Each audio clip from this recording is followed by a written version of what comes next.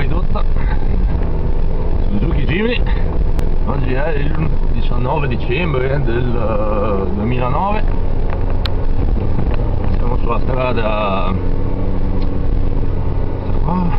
dove viene dalla chiesa, da quelle parti lì. La seconda ridotta, ci dovremmo mettere la terza ridotta.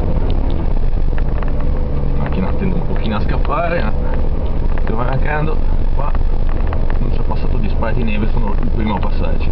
Saranno 15 cm di neve sulla strada.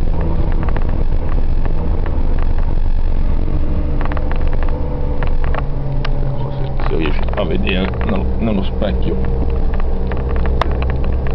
il segno delle gomme, la profondità del segno delle gomme.